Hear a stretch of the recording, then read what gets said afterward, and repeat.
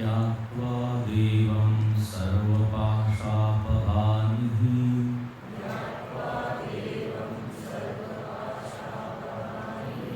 क्षीणैः क्लेशैः जन्ममृत्युप्रहाणि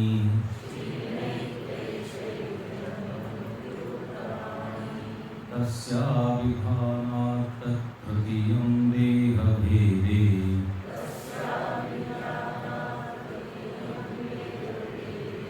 विश्वेश्वर्यं केवलम् आप्तकामः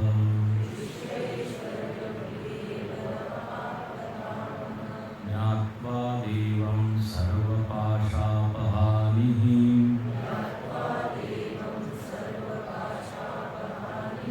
क्षीणैः क्लेशैः जन्ममृत्युप्रहाणि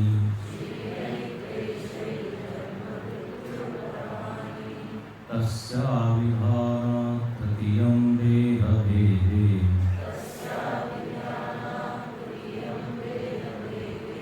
विश्वेश्वर्यं केवलम् आप्तकामः।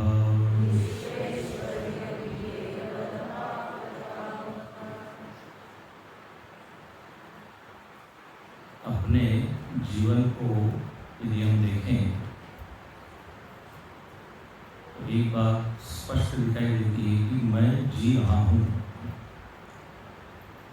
मेरे भीतर एक तत्व है जिसके कारण जीवन चल रहा है, तो मैं जीव हूँ। दूसरी बात ये भी स्पष्ट है कि जहाँ मैं जी रहा हूँ वह एक स्थान है जिसको कहा गया है जगत। जगत की अनुभूति भी स्पष्ट है। जैसी मेरी अनुभूति स्पष्ट है कि अहम अस्मि, अहम जीवामि, अहम पश्यामि, ऐसी दूसरी जो सत्ता है वो है जगत की सत्ता। उसके बारे में कोई संशय विपर्य नहीं है, कोई प्रश्न नहीं है। दुनिया है, सब लोग मानते हैं। अज्ञानी व्यक्ति या मूढ़ व्यक्ति भी इसको स्वीकार करता है। तो दो सत्ता हो गई, जीव की सत्ता और जगत की सत्ता। यहाँ तक तो सबने माना हुआ है और सब बड़े आराम से स्वीकार करते हैं। जो नास्तिक व्यक्ति है उसको भी ये मानने में कोई दिक्कत है नहीं। लेकिन जब थोड़ा और गहनता से विचार होता है और अपने अनुभव को हम देखते हैं तो ये मालूम पड़ता है कि मैं स्वतंत्र नहीं हूँ। कोई न कोई नियमन करने वाला है। कई बार मैं वो चीज मुझको प्राप्त होती जो मैं चाहता नहीं हूँ। कई बार जो मैं चाहता हूँ वो मिलती है, कभी अधिक मिलती है। तो कौन है जो ये फलों को दे रहा है? मैं यदि स्वतंत्र होता, फलदाता, तो मुझको कभी भी दुख होता ही नहीं, क्योंकि स्वयं को कौन दुख देगा। तो ऐसा लगता है कि कोई सप्लाई कर रहा है सुख दुख, मतलब हमारा कोई ना कोई नियामक है। अच्छा, सृष्टि को भी आप देखें तो सृष्टि में इतने प्रकार के नियम दिखाई देते हैं। सृष्टि मतलब अनंत नियमों के जाल में बंधी हुई है। कोई भी चीज अकारण होती नहीं, बिना नियम के होती नहीं। यदि मैं बोल रहा हूं तो इसका भी नियम है। आप सुन रहे हैं तो नियम है, सुन नहीं रहे हैं तो नियम है। नियम ये है कि जहाँ मन होता है वहाँ एकाग्रता होती है, वहाँ ग्रहण होता है, ये नियम है। जहाँ मन होगा उसी चीज का ज्ञान होगा। शरीरतः हम यहाँ है, लेकिन मन से यदि कहीं है तो नियम ये है कि ग्रहण नहीं होगा। भोजन पचाने का नियम है, रक्त संचार का नियम, अपने शरीर में ही अनंत नियम। देख रहा हूँ, हमको लगता है कितनी छोटी सी क्रिया है कि उसके पीछे इतनी सब चीजें हैं। डॉक्टर लोगों से पूछिए, अच्छा डॉक्टर कौन है? मतलब जो उन सारे नियमों को जाने, इसके कारण ये होता है, इसके कारण ये होता है, इसके कारण। तो मन के नियम है, कामा क्रोधो भी जाए थे, ये नियम है। कामना यदि पूरी नहीं होगी तो गुस्सा आएगा ही। इसका उल्टा करके देख लीजिए, कामना पूरी हुई लेकिन फिर भी गुस्सा करो, होगा? ये नियम के विपरीत। तो पढ़ने के, सुनने के, जानने के, देखने के सब नियम। और बाह्य जगत में मौसम बदल रहा है, पृथ्वी घूम रही है, सूर्य प्रकाश दे रहा है, तो इतने सारे यदि नियम है तो कोई ना कोई एक नियामक होना चाहिए। जो एक विचारक होगा ना, उसको ये बात स्वीकार होगी, जो निष्पक्ष रूप से विश्लेषण करेगा अपने अनुभव को और जगत के अनुभव। तो नियम ही नियम। न्यूटन से कहा कि आपने तो कितने सारे नियम खोज लिए। तो उसने क्या कहा? बोले समुद्र के किनारे बालू की जो रेत होती है, बालू होती है, उसका बोले एक दो कण मैंने अभी देखा है, या एक दो कण को जाना है। होना चाहिए, ये तर्क की मांग है ना, विचार की मांग है। नियम है तो नियामक होना चाहिए। और यदि अनंत नियम है तो नियामक भी कोई एक जीव नहीं हो सकता जो कि स्वयं नियम्य है, स्वयं शासित है। तो फिर जो तीसरी सत्ता सामने आती है उसको ही कहा गया ईश्वर। ईश्वर का अर्थ होता है जो ईशन करे, शासन करे। भीषास्माद्वातपवते भीषोदेति सूर्यः भीषास्माद् अग्निश्चेन्द्रश्च मृत्युर्धावति पंचम इति।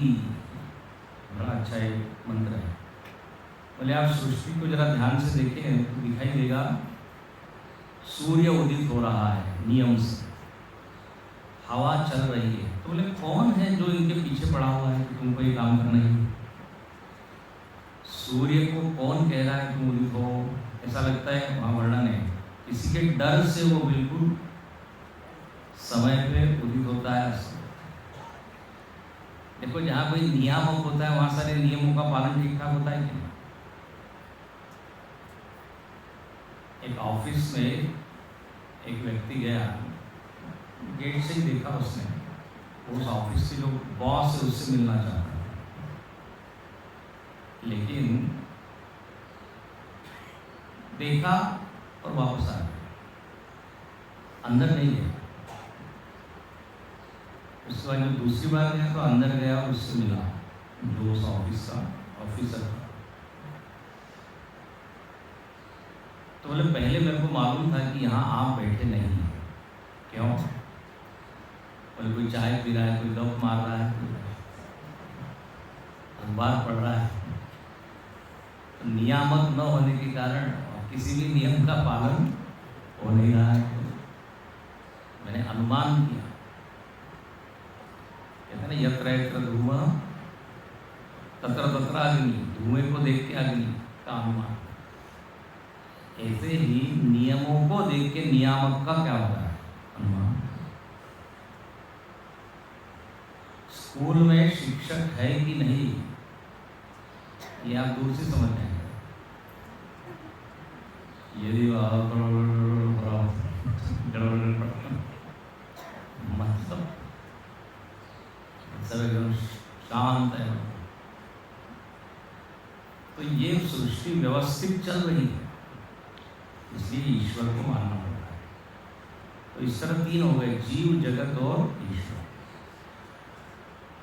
अब चलिए, प्रायः समाज जो है वो आस्तिक लोगों से भरा हुआ है, तो ये मानने में भी लोगों को ज़्यादा दिक्कत नहीं होती कि हाँ भाई एक सत्ता है, कोई है, भले ही वो दिखता नहीं है लेकिन अनुमान से तो सिद्ध होता ही है। तो यहाँ तक तो ठीक है, लेकिन अब इससे और आगे देखिए, उपनिषद ये बताने के लिए नहीं प्रवृत्त हुई है कि आप हो और भगवान है। ये हम उपनिषद को सुने बिना भी जानते हैं। हाँ, इस शिविर में आने के बाद ये बताया जाए कि देखो एक भगवान है, उनकी पूजा करनी चाहिए। अरे ये तो हमें, या फिर ये कहा जाए तुम आज से अपने आप को शरीर मानो, ठीक है, शरीर को ठीक खिलाओ पिलाओ। उपनिषद ये कहती है। ये उपनिषद बिना पढ़े भी ज्ञात है, उसमें कोई अपूर्वता नहीं हो, विशेषता नहीं हो। तो उपनिषद हमको आगे ले जाना चाहती है, इसलिए कहती है कि जब ये तीन सत्ताओं का अच्छे से विश्लेषण करें तो मालूम पड़ेगा कि एक ही सत्ता ने तीन सत्ता के रूप में वो प्रकट हुई। हाँ बोलिए, ये जरा दिक्कत की बात है। हम लोगों को भेद मानने की इतनी क्या कहते हैं आदत है, अभ्यास है कि अभेद तत्व स्वीकार करने में कठिन है। भिन्न भिन्न भिन्नता, तू अलग मैं अलग, ये अलग वो अलग, और उसमें ही हम क्या है अब अभ्यास पड़ गए। जितने भी वाद विवाद मत भेद झगड़ा होता है किसके कारण? भेद होती है। भेद की परिभाषा दी गई, ओ नाम भेद। भेद किसको कहते हैं? तो बोले विशेषो नाम भेद। भेद किसको कहते हैं? विशेष। जहां आपने विशेष देखा कि आप अलग हो गए, वो अलग हो गए। ध्यान से सुनिए सब लोग, जागृत अवस्था में रहते हुए सुनिए। तो सुषुप्ति अवस्था एक ऐसी है, उसमें अभेद हो जाता है, सबकी सुषुप्ति एक जैसी। तो भेदो नाम कहा तो बोले किम नाम भेद? विशेष। विशेष विशेष। ये गमला इस गमले से अलग है, क्यों?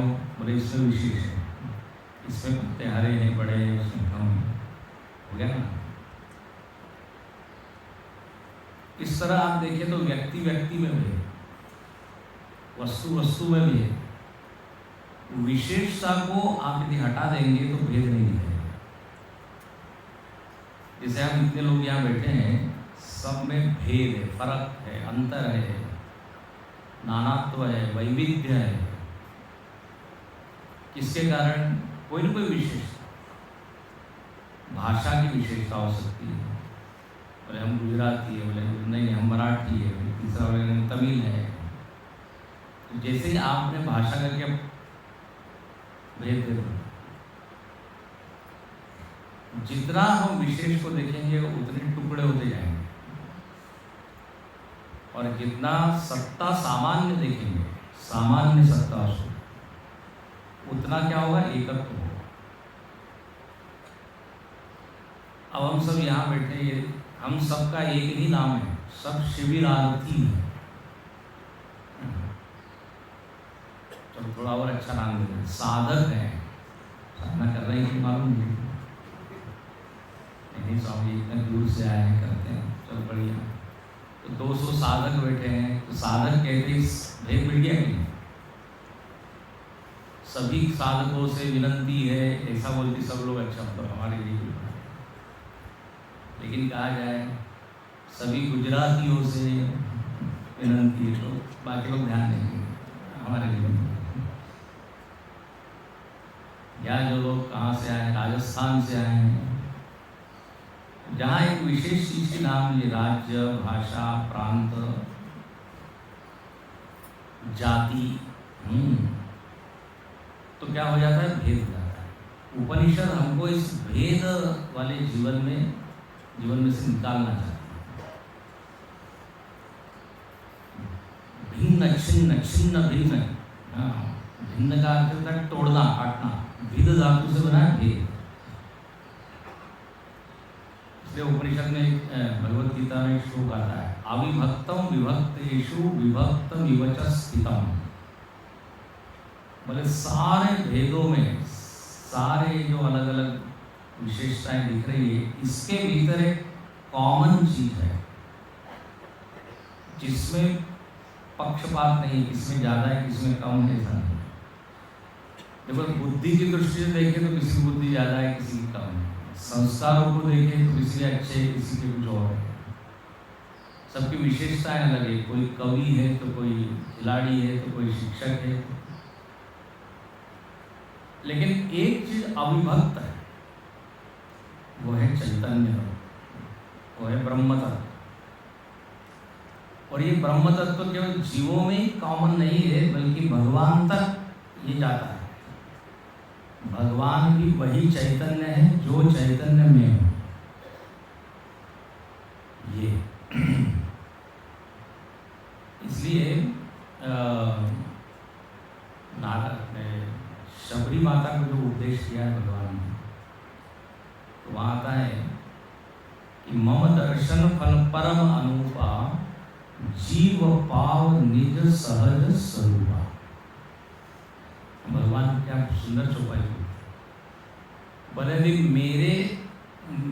मेरे रूप का दर्शन किया किसी ने तो फल क्या होगा? मम दर्शन फल परम अनुपा। क्या होगा फल? पूरे जीव को अपने स्वरूप की प्राप्ति हो जाएगी, मतलब जीव को अपने स्वरूप का दर्शन हो जाएगा। अरे भाई ये कैसे होगा? हम आपका दर्शन करने से हमको अपने स्वरूप का दर्शन, ये एक ही स्थिति में हो सकता है जब आप और मैं एक हो। तो भगवान कहते हैं भगवत दर्शन इज इक्वल टू तत्व दर्शन, आत्मदर्शन। भगवान रमण महर्षि बोलते हैं ईश दर्शनम आत्मदर्शन, ईश जीवयो वेश धी विदा। बोले ईश्वर और जीव यदि अपने अपने विशेषताओं को हटा दे, हाँ ईश्वर भी अपनी बुद्धि अपने गुण उनको अलग करें, हम भी अपने गुण दोष को अलग करें, तो फिर देखिए कॉमन क्या है, तो एक ही तत्व दिखाएगा। ये सारा भेद जो है ये औपाधिक है, इसको शास्त्रीय भाषा में औपाधिक, ये उपाधियां हैं, वेश जाति गुण दोष धर्म उपाधियां हैं। इस वेदांतों में एकदम शास्त्रीय उदाहरण है घटाकाश और बोलेगा घटाकाश और मठाकाश। घट के अंदर आकाश है, आकाश मतलब खाली जगह, और मठ के अंदर आकाश। तो बोले हमको मठ तो मालूम नहीं, चलो मठ को छोड़िए, हालाकाश, ये हाल तो है मॉडर्न भाषा की बोली। इस हाल में भी आकाश है, खाली जगह है। अंदर की बात नहीं कर रहा हूँ, बाहर की आकाश की बात कर रहा हूँ। तो हालाकाश इसको बोल सकते, और एक है घटाकाश। अब घट के भीतर का जो आकाश है और इस हॉल के दीवारों में घिरा हुआ आकाश है, देखा जाए तो दोनों एक ही है।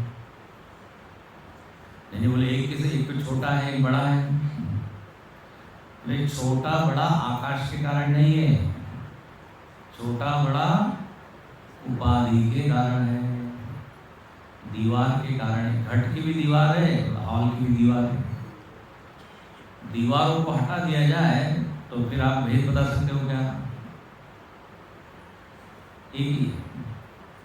अच्छा, बिना कुछ किए देखो, ऐसा नहीं कि घटाकाश को आपको मिक्स करना है, मिलाना है मठाकाश में, केवल उपाधि को हटाना है तो मिले हुई, उपाधि के कारण वो भेद दिखता है। ये है वेदांत। यहाँ दो चीज मिलानी नहीं है, ध्यान से सुनना। जीव एक दिन जाके ईश्वर में घुस जाएगा और फिर एकत्व होगा, ऐसा नहीं है। अब जैसे कहते हैं नदी समुद्र में मिल जाती है, तो अब समुद्र का अस्तित्व अलग है, नदी का अस्तित्व अलग है। वहाँ पे तो मिलन है ना, फिजिकल मिलन है।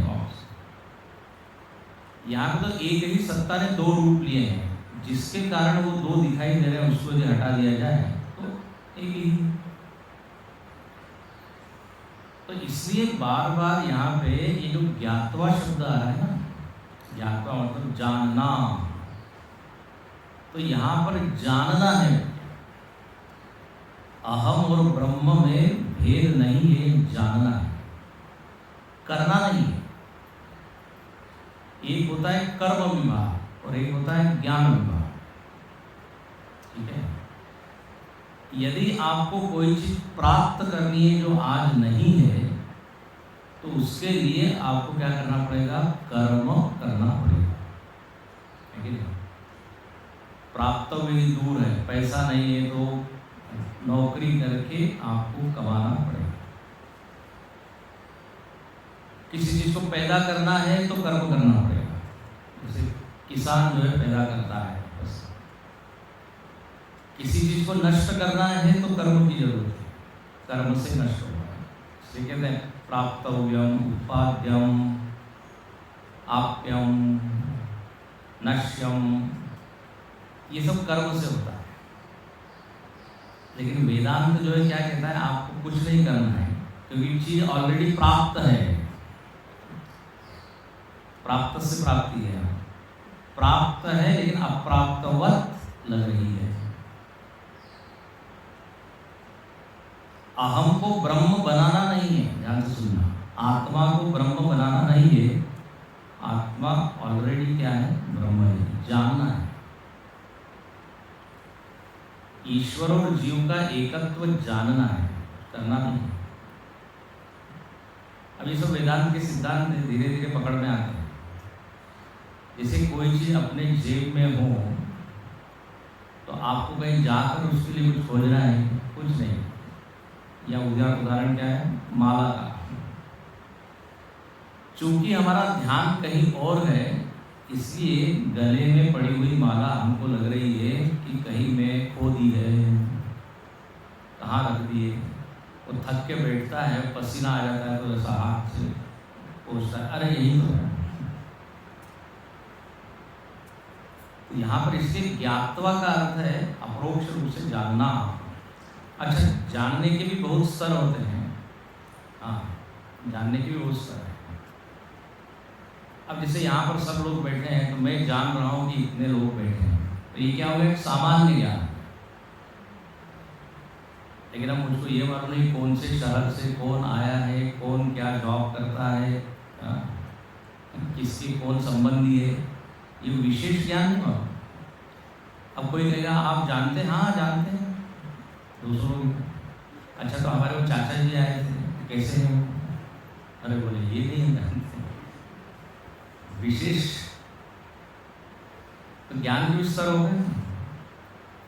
अच्छा, आप यहाँ से आए, इतना ठीक है, जान लिया कि आप इस राज्य से, ये थोड़ा आगे की स्टेप, और जितना जितना उनके क्लोज होंगे, निकट जाएंगे, उतना उतना ज्ञान। तो ऐसे ही यहाँ पर भी है। जितनी जितनी गहराई में आप जाते जाएंगे, ये जगत क्या है, ईश्वर क्या है, मैं क्या हूँ, तो धीरे धीरे धीरे ये तीनों क्या हो जाएंगे? एक में लीन। जैसे पिरामिड होता है कि नहीं? पिरामिड आधार में आप देखें तो चार उससे अलग अलग कोण होते हैं, लेकिन आप ऊपर ऊपर चढ़िए तो एकत्व की प्राप्ति यहाँ पर भी इसी तरह है।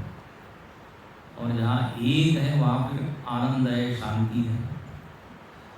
हमारे स्वामी जी बड़ा मजाक में कह देते हैं, एक में नहीं, एक में शांति, दो में भ्रांति, तीन में क्रांति। यहाँ तीन लोग हो जाए क्रांति हो जाए, दो में भ्रांति, एक में शांति। तो इस एकत्व को अच्छे से पकड़ ले, समझ ले। इसीलिए उपनिषद के सारे मंत्र हमको देखिए ज्ञान कराते हैं। यहाँ पे कहते हैं ज्ञात्वा देवम।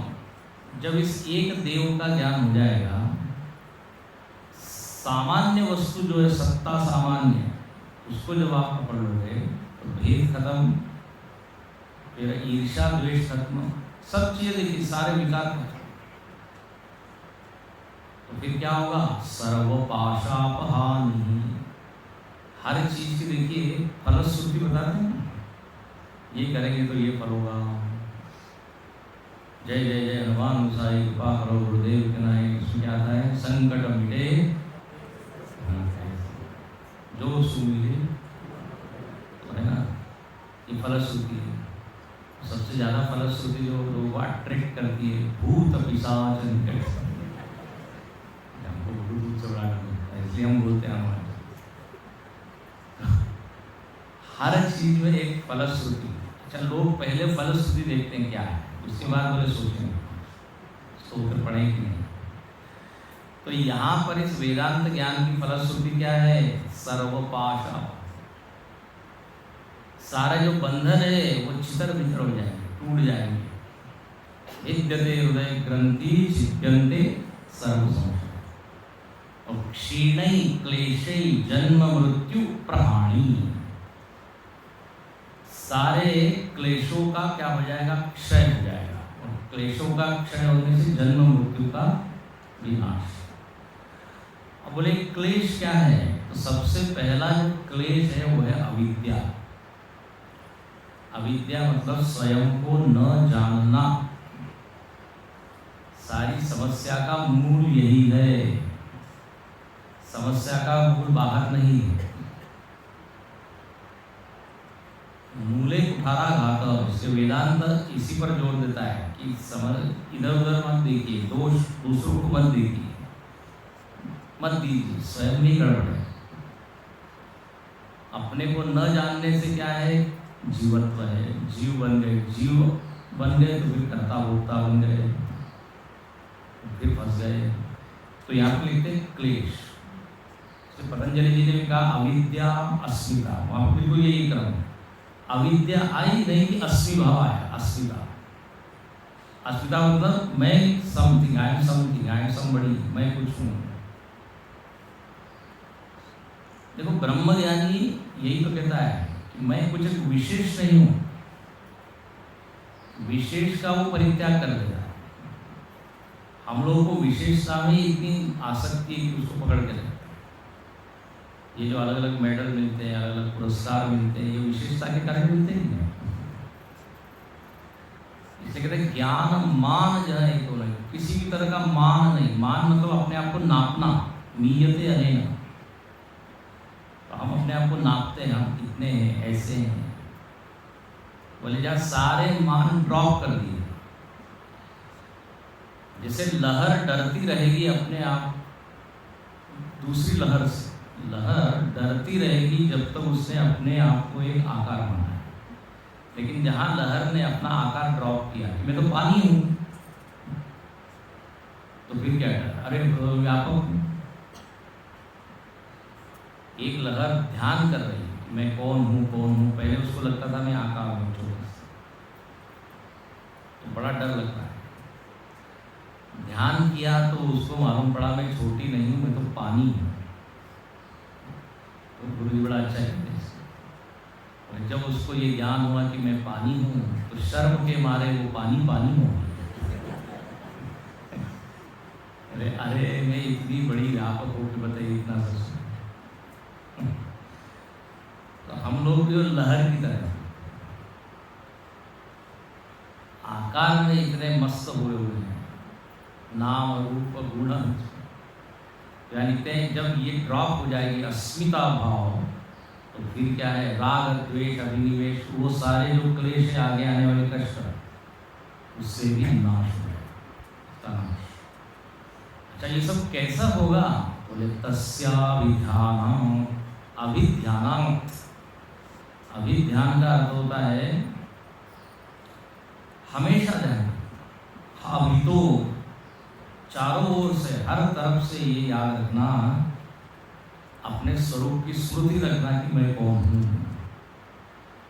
हाँ, देखो हमको ये ध्यान रहता है कि नहीं मैं मनुष्य हूँ, मैं पुरुष हूँ, मैं स्त्री हूँ। इसके लिए कुछ सुबह उठ के कुछ करना पड़ता है क्या? तो जरा देख लेता हूँ मैं कौन हूँ।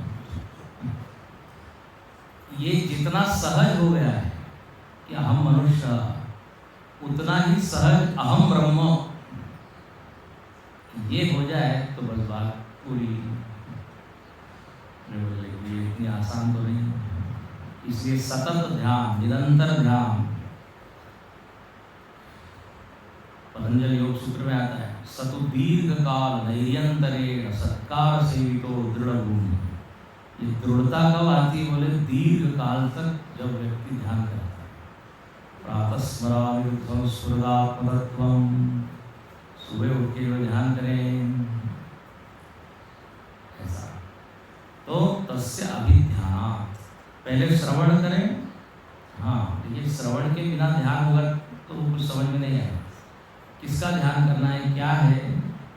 तो पहले वेदांत का क्या होता है? श्रवण होता है, फिर उसके ऊपर मनन होता है। मनन मतलब जो सुना है उसी को हम अपने से, स्वयं से विचार करके उसको पक्का करते हैं, तो मनन। फिर क्या है? अब बोले हमको कोई शंका नहीं है, अब हम क्या करेंगे? निधिध्यासन। निधिध्यासन और मनन थोड़ा सा फर्क है। मनन आप मिलके भी कर सकते हैं, लोगों के साथ मिलके, पुस्तक की मदद से, और जो सुना हुआ है उसी के आधार पर जो चिंतन होता है उसको मनन। मनन से शंकाओं की निवृत्ति हो जाती है। मुझे सुनते समय तो ठीक लग रहा था, लेकिन अब जब मैं स्वयं से सोचता हूँ तो थोड़ा कुछ लग रहा है, ये कैसे हो गया? तो मनन करके उसको निकाल दें। और जब मनन से शंका निवृत्ति हो जाती है तो फिर ध्यान। ध्यान मतलब अब मुझको पूरी तरह उसको देखना है, अनुभव करना है। श्रवण में ये कह दिया कि अहम ब्रह्म है, अहम ही निर्विकार निराकार चेतन है, तो वो कैसे है? तो आंख बंद करके हम उसको देखें। ध्यान में याद रखना, कुछ नया नहीं करना है, जो है उसको केवल देखना है। व्यवहार में क्या होता है, जब हमारी आंखें खुली होती है तो हमारा ध्यान अपनी ओर नहीं होता। इसलिए कहते हैं आप क्या कीजिए, एक समय निश्चित कीजिए, एक स्थान निश्चित कीजिए और फिर साधन कीजिए। जिसको खुली आंख से भी याद रखना दिख रहा है वो तत्व, तो फिर उसको ध्यान करने की आवश्यकता है। साधो सहज समाधि भली, आंख न मूंदो कान न रूंदो। कबीरदास जी कहते हैं मुझको पद्मासन लगाने की कोई जरूरत नहीं है और बैठने की कोई जरूरत नहीं। क्यों? बोले खुले नयन में पहचान। जब खुले आंख से मेरे को वही दिख रहा है तो आंख बंद करने की क्या जरूरत है? देखिए कितना कॉन्फिडेंस है, कितना विश्वास है। यत्र यत्र मनो याति तत्र तत्र समाधि। जहां जहां मन जाता है बोले हमको वही दिखता है। जैसे भक्ति की भाषा में इसको कहते हैं, सिय राम में सब जग जानी, करहु प्रणाम जोर जुग पानी। मोहिमय जग देखा, मोते अधिक संत करि लेखा। नवदावृत्ति में भगवान ने कहा भक्ति की पराकाष्ठा क्या है, तो बोले मोहिमय जग देखा। सब मह रम रहिया प्रभु एके, पेकी पेकी नानक बिरसाई। बिसर गई सब तात पराई। बोले परायापन खत्म हो गया। ये परमोच्च स्थिति, लेकिन वहां तक जाने के लिए मनन, निधिध्यासन, उसके बाद श्रवण। श्रवण जो किया है उसी के ऊपर फिर से अपनी बुद्धि को चलाना। तो अभिध्यानात्, जब अभिध्यान करेंगे तो क्या होगा? तृतीयम देह भेदे। तो ये जरा शब्द थोड़ा सा यहाँ पे भाष्य में लिखा है कि स्टेप्स बताइए। बोले पहले क्या ज्ञान होगा? तो पहले ये ज्ञान होगा कि एक है विराट, फिर है हिरण्यगर्भ और फिर है ईश्वर। अभी भारी भारी शब्द मैंने बोल दिए, इसका वर्णन यहाँ आया नहीं है। बिल्कुल सरल भाषा में कर दें तो धीरे धीरे उसकी वो व्यापकता देखिए। चलिए इतना मैं बोल देता हूँ कि मैं केवल शरीर तक सीमित नहीं हूँ। विराट मतलब ये प्रत्यक्ष जगत, इसमें भी वह अपने को अनुभव करेगा। और ये विराट जहाँ से आया उसको कहते हैं हिरण्यगर्भ। इस विराट की जो सूक्ष्म अवस्था है उसको कहते हैं हिरण्यगर्भ। और हिरण्यगर्भ जहाँ से आया उसको कहते हैं ईश्वर। ईश्वर अव्यक्त रूप, इस सृष्टि का अव्यक्त रूप की समझिए। फिर थोड़ा सा व्यक्त हुआ और फिर पूरा व्यक्त हो गया। जैसे हम लोग जब नींद से जागते हैं तो हमारी भी 3 अवस्थाएं होती हैं। नींद बिल्कुल क्या है, अव्यक्त है। तो जब अलार्म बजता है तो थोड़े से व्यक्त होते हैं, वो हिरण्यगर्भ अवस्था है। और जब पूरी तरह व्यक्त हो जाते हैं, अच्छा आज रविवार है, आज सोमवार है, मैं यहाँ सोया हूँ, ये क्या हो गई, मानव की विराट की अवस्था। व्यष्टि में ये 3 होती है, उसको कहते हैं विश्व मतलब जागृत अवस्था में हम लोग हैं। तेजस स्वप्नावस्था अभिमानी और सुषुप्ति अवस्था अभिमानी प्राज्ञ। अब ये सब बड़े बड़े शब्द है, इसकी व्याख्या, लेकिन यहाँ पर ये कहा कि वह जो साधक है वो धीरे धीरे देखता है कि मैं कौन हूँ, और इन तीनों अवस्थाओं को पार कर जाता है, और अंत में देखता है कि मैं तो इन तीनों अवस्थाओं के परे अवस्थात्रय साक्षी, वो मैं हूँ। देह भेदे, ये 3 प्रकार के जो देह या 3 प्रकार की जो अवस्था है उसका भेदन करके वो केवल एक तत्व को देखता है। केवल मतलब क्या होता है, केवल मतलब केवल, और क्या? अरे भाई, केवल का अर्थ होता है एक। जैसे कोई व्यक्ति आया अकेला तो हम क्या बोलते हैं, केवल आप ही हैं, मतलब क्या, अकेले, दुकेले नहीं, अकेले।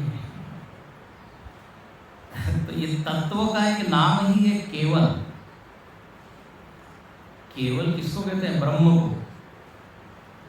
और इस केवल को जो प्राप्त कर लेता है उसको कहते हैं कैवल्य। तो उस एक, जैसे प्रातः काल की कक्षा में एक शब्द आया था, मैंने बताया था कि इसमें 2 नहीं है, भेद नहीं है। उसमें सजातीय, विजातीय, स्वगत भेद नहीं है। ये आपने सुने क्या, सजातीय भेद, विजातीय, किसी भी प्रकार का भेद नहीं है। सजातीय भेद मतलब मनुष्य में जो भेद है वो सजातीय भेद है, मनुष्य पशु में जो भेद है वो विजातीय भेद है। स्वयं में ही जो भेद है, हाथ अलग है, पैर अलग है, सिर अलग है, ये स्वगत भेद है। तो बोले ब्रह्म में ये तीनों प्रकार के भेद नहीं है, कि ब्रह्म के प्रकार नहीं है। हाँ, जैसे मनुष्य में जो भेद है वो सजातीय है। 200 मनुष्य बैठे हैं तो एक मनुष्य का दूसरे मनुष्य से भेद है। इस तरह से 200 ब्रह्म नहीं है। ऐसा नहीं कह सकते 200 ब्रह्म बैठे हैं। ब्रह्म में सजातीय भेद नहीं, एक ही है सब।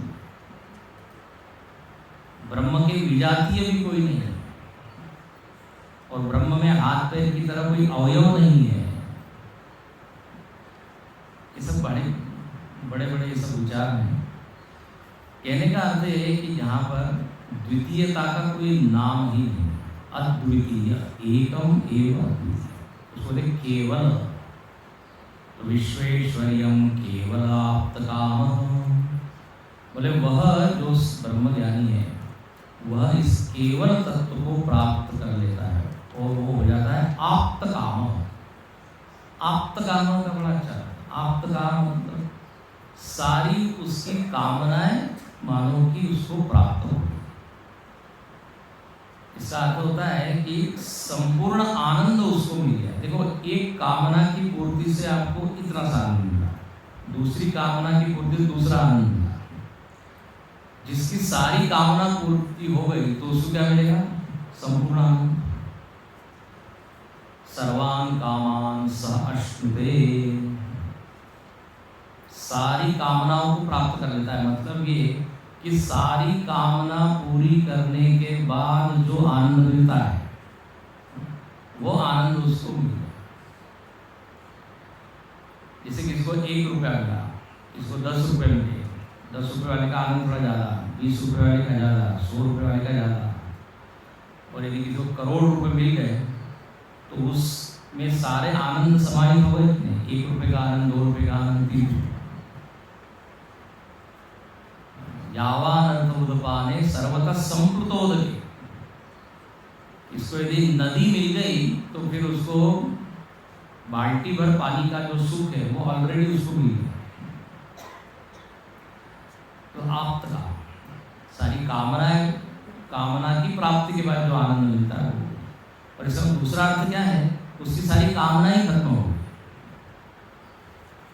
ये क्या, पहले कामना करो, फिर कर्म करो, फिर वस्तु को प्राप्त करो, फिर उसका भोग करो, फिर आनंद। ये तो बड़ी लॉन्ग जर्नी है ना। तो बोले ज्ञान से उसकी सारी कामनाएं खत्म। सर्वान पार्थ मनोगता प्रजहाति यदा कामा प्रजहाति। स्थित प्रज्ञ का लक्षण बताया गीता में। कामनाएं सारी शाम प्राप्त का। और अब इतना अच्छा फल है तो व्यक्ति को इसको जानना चाहिए कि नहीं। भाई आनंद चाहिए कि नहीं, आनंद नहीं चाहिए तो फिर ये उपनिषद वगैरह श्रवण करने की कोई आवश्यकता नहीं है। हाँ, अब देखिए, इसलिए यहाँ कहते हैं चूंकि इतना बढ़िया फल मिल रहा है, यस्मात् ज्ञानानंतरम परम पुरुषार्थ सिद्धि तस्मात्। बोले जो परम पुरुषार्थ मोक्ष या परमानंद, इसकी प्राप्ति यदि इस एकत्व के ज्ञान से हो रही है तो फिर तो इसको जानना ही चाहिए। इसलिए देखिए 12वां, एतच्चेयं नित्यमेवात्मसंस्थं नातः परं वेदितव्यं हि किंचित्। भोक्ता भोग्यं प्रेरितारं च मत्वा सर्वं प्रोक्तं त्रिविधं ब्रह्ममेतत्। एतच्चेयं नित्यमेवात्मसंस्थं नातः परं वेदितव्यं हि किंचित्। भोक्ता भोग्यं प्रेरितारं च मत्वा सर्वं प्रोक्तं त्रिविधं ब्रह्ममेतत्।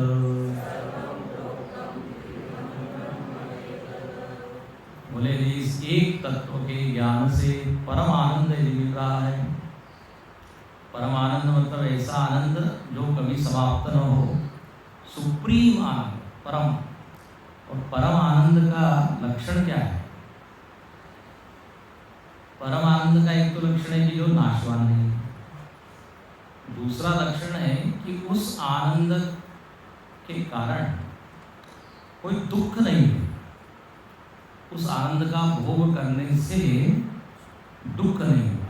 देखो जगत के जितने सुख है उस सुख के साथ दुख मिला है कि नहीं। जहाँ ज्यादा आप उसमें सुख लेने लगे धीरे से टपकेगा क्या, कोई ना कोई परेशानी। ज्यादा खा रहे हैं आया ना धीरे से, अब डॉक्टर के पास जाना पड़ेगा। हर चीज में अति सर्वत्र वर्जय कहा। तो दुख आता ही, सुख के साथ दुख लगा हुआ। मैं हमेशा एक मजाक की बात करता हूँ, सुख के साथ दुख लगा है जैसे दवाई के साथ साइड इफेक्ट लगे हुए। एक तरफ वो रोग को ठीक करता है लेकिन धीरे धीरे दूसरा रोग, अरे ये एक नई प्रॉब्लम है, अरे बोले साइड इफेक्ट। इसलिए एक व्यक्ति बड़ा सावधानी से, वो जब दवाई लेता था तो उस गोली के दोनों साइड को काट के फिर लेता था। बोले भाई साइड इफेक्ट को अवॉइड करना है।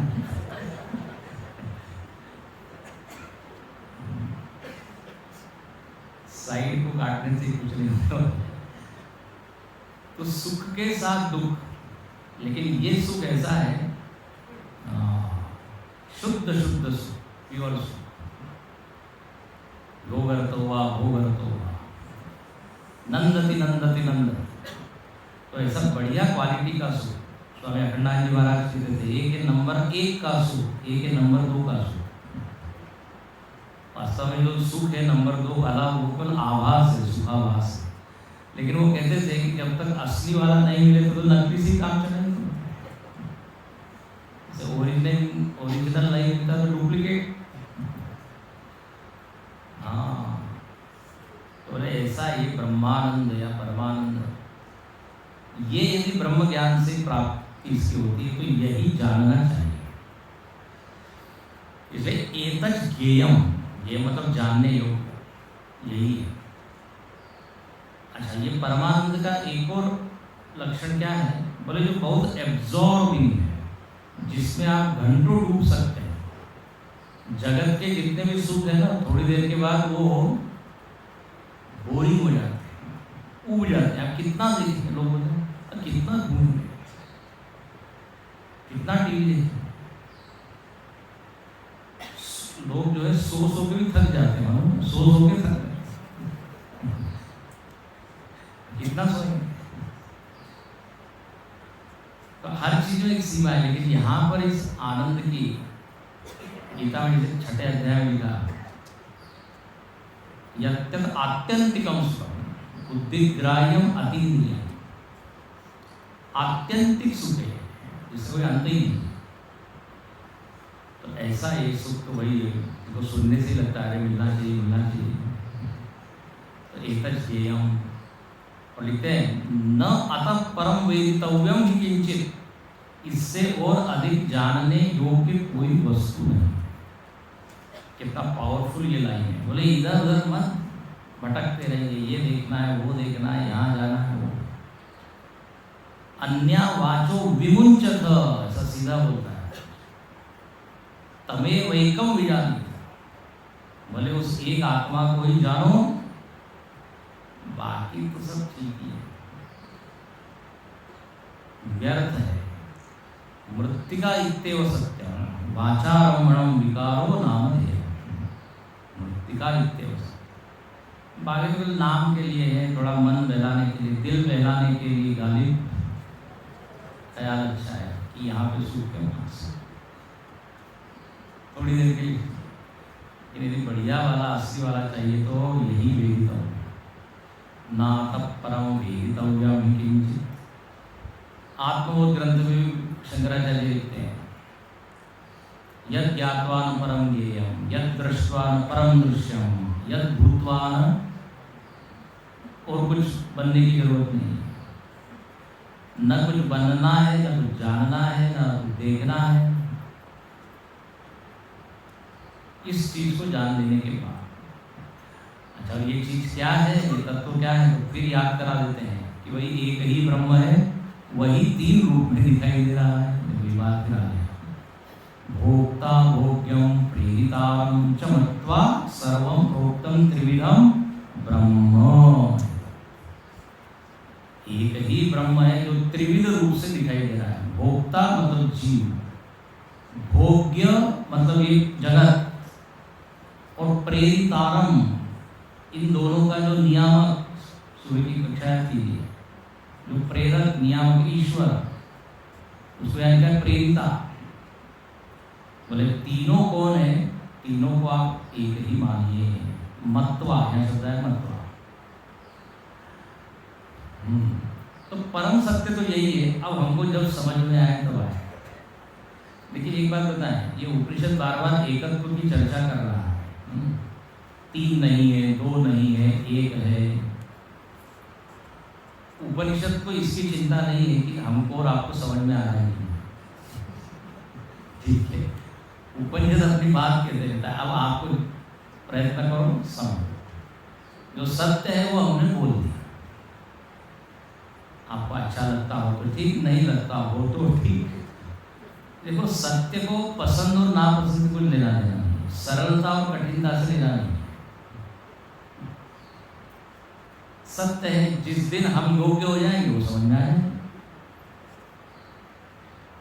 इसलिए क्या प्रयत्न करते रहना चाहिए। एकदम ये तो भी कठिन है इसलिए बंद करके रख दिया। वो कहते हैं ना, एक ये आत्मज्ञान को अंग्रेजी में कहते हैं सेल्फ नॉलेज, और अलमारी को कहते हैं शेल्फ। तो सेल्फ नॉलेज क्या होता है? Shelf knowledge. शिविर का फल क्या हुआ? बोले पुस्तक एक आ गई अपनी अलमारी में। शिविर के बाद हमारे स्वामी पुरुषोत्तमानंद जी कहते थे, पुस्तक कपाटात मस्तक संसारात, किताब अलमारी में और दिमाग संसार में। ऐसा ना हो, प्रयत्न करते रहना। शास्त्र सुचिंतित पुनि पुनि देखी, रूप सुसेवित बस नहीं देखी। तो स्वामी ने कहा, बोले शास्त्र को बार बार देखते रहना, एक बार में नहीं पाप करना। एक बार में राजा की सेवा करने से वो आपके वश में हो जाएगा ऐसा नहीं। उदाहरण रूप सुसेवित बस नहीं, बार बार बार बार। तो इसी तरह यहाँ पर भी पुनि, तो देखेंगे तो समझ में आ जाएगा कि हाँ त्रिविध यहाँ भेद तो है, लेकिन भेद के अंतरंग एक चीज है जो कॉमन है। जगत में भी वही है, जीव में भी वही है, ईश्वर में भी। जैसे इतनी लहरें दिखती है, अनंत लहरें, लेकिन लहरों के अंदर आप डूबे जाए तो एक गहन। गीता में उदाहरण दिया, मयि सर्वमिदं प्रोतम सूत्रे मणिगणा इव।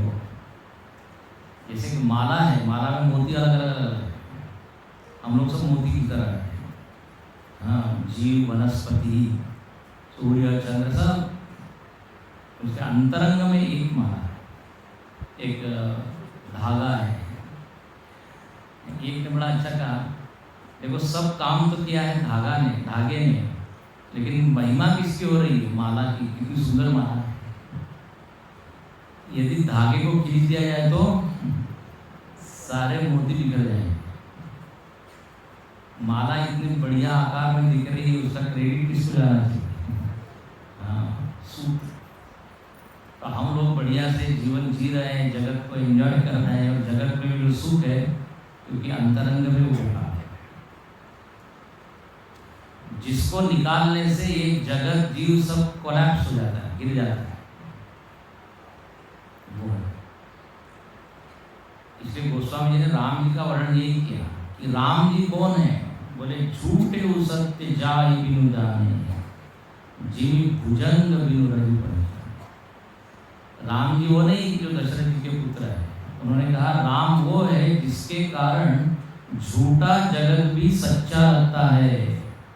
ध्यान से सुनिए, वो तत्व है, वो एक सत्ता है, वो अस्तित्व है। ये जो जगत में चमक चमक दिख रही है, चमक दमक, वो उसके कारण अंतरंग में वो है। हमको लगता है हम बड़े सुंदर हैं, यदि आत्म वस्तु निकाल दी जाए तो भयानक हो जाता है यही शरीर। भार्या विभ्यति तस्मिन् काये, मजबूरी में। तो सुंदरता वास्तव में आत्मा के कारण है, सबसे सुंदर आत्म वस्तु है। इसलिए कहते हैं वेदितव्यम, ज्ञातव्यम, ज्ञेयम। हो गया। तो यहाँ पर हमको क्या मानो प्रेरित किया है कि भाई इसको जानो, यही काम की चीज़ है, यही असली चीज़ है। बोले स्वामी जी हम तो व्यवहार में, हमको गृहस्थी है, दुनिया भी देखनी है। चलिए ठीक है, लेकिन साइड में इसको भी इधर भी बढ़ते चाहिए। पूरी तरह उसमें ही इन्वॉल्व होना ये मूर्खता है। इसलिए हमारे यहाँ पे कहा है कि ब्रह्मचर्य आश्रम फिर गृहस्थ आश्रम की धीरे से वानप्रस्थ थोड़ा सा निवृत्त भी हुई है। विरति बहुकर्मा, छठतम शील विरति बहुकर्मा। भक्ति भक्ति का एक प्रकार, भक्ति का एक स्तर ये भी कि हम निवृत्त हो। देखिए प्रवृत्ति जो है, प्रवृत्ति करने के लिए नहीं है, निवृत्ति के लिए। आप ट्रेन में बैठते हो तो बैठने के लिए नहीं है, पहुंचने के लिए, ठीक है ना। तो गृहस्थ आश्रम भी गृहस्थ आश्रम में फंसने के लिए नहीं है। सारी इच्छाएं, कर्तव्य, वासनाएं सबको खत्म करके आगे बढ़ने की ये वन में प्रस्थान करें, इसे वानप्रस्थ। चलिए वन में प्रस्थान करने में डर लगता है तो शिविर में प्रस्थान, कभी कभी शिविर में आते हैं और शिविर में आके क्लास अटेंड करिए, इधर उधर घूमिए नहीं बोले वानप्रस्थ वन है, बाहर तो वन में जाना है, जाइए वहां पर भी। लेकिन यह संकेत क्या है, वानप्रस्थ मतलब थोड़ा तपस्या कीजिए, ध्यान कीजिए, क्योंकि जीवन का ध्येय केवल बस खाना पीना और भूख खाना इसमें नहीं है। ये तो आहार निद्रा वह सामान्य लेकर पशुभिर्नराणाम् धर्मो ही एको अधिको धर्मेण ही, धर्म से ही तो फिर मनुष्य पशु, जो उधर किया है वो इधर करने में किया है। पशु किसको कहते हैं, बोले पश्यति इति पशु, जो केवल देखता है, कुछ सोचता नहीं है। भगवान ने इतनी बड़ी गिफ्ट हमको दी है, ग्रेट बुद्धि, कभी कभी उसका उपयोग करना चाहिए। नहीं बोले हम करते हैं, अरे दुनिया की चीज के लिए करते हो इधर। तो इस तरह यहाँ पे प्रेरित किया कि इस एकत्व की ओर चले जाए। और अगले मंत्र में फिर से कहते हैं, अब यहाँ अगले मंत्र में थोड़ी साधना बताइए कि आपको यदि इसको प्राप्त करना है तो एक आधार है, एक आलम्बन है, उसका एक उल्लेख किया है और वो है प्रणव। प्रणव मतलब ओंकार। देखिए पहले इसको पढ़ लेते हैं फिर देखेंगे। वन्ने यथा योगी योनिगतस्य मूर्ति न दृश्यते नैव च लिङ्गनाशः स भूय एवेन्धनयो निगृह्य तद्भो भयं वै प्रणवेन देहे वर्णे अन्येर्यथा योनिगतस्य मूर्ति न दृश्यते नैव च लिङ्गनाशः स भूय एवेन्धनयो निगृह्य तद्भो भयं वै प्रणवेन देहे।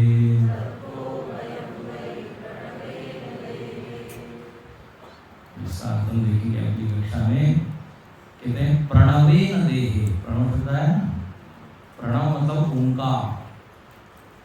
ओंकार की सहायता से हम अपने स्वरूप तक पहुंच सकते हैं, अपने स्वरूप का ध्यान कर सकते हैं ओंकार की मदद लीजिए।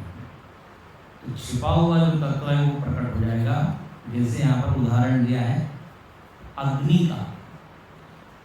अग्नि जो है काष्ठ में जो है ना वो अव्यक्त है, लकड़ी में, लकड़ी में भी अग्नि तत्व है लेकिन उनका छिपा हुआ है। ईंधन के सहारे क्या होता है, वो अग्नि जो छिपी हुई है वो प्रकट हो जाती है। ईंधन की सहायता से छिपी हुई अग्नि व्यक्त हो जाती है। या आगे आएगा घर्षण के द्वारा, हाँ अरणि मंथन उसको कहते हैं, उदाहरण आ जाएगा, छिपी हुई अग्नि प्रकट होती है। ऐसे यहाँ पर हमको भी मंथन करना है, विचार मंथन। तो मंथन के लिए मदद किसकी लेनी है, तो बोले ओम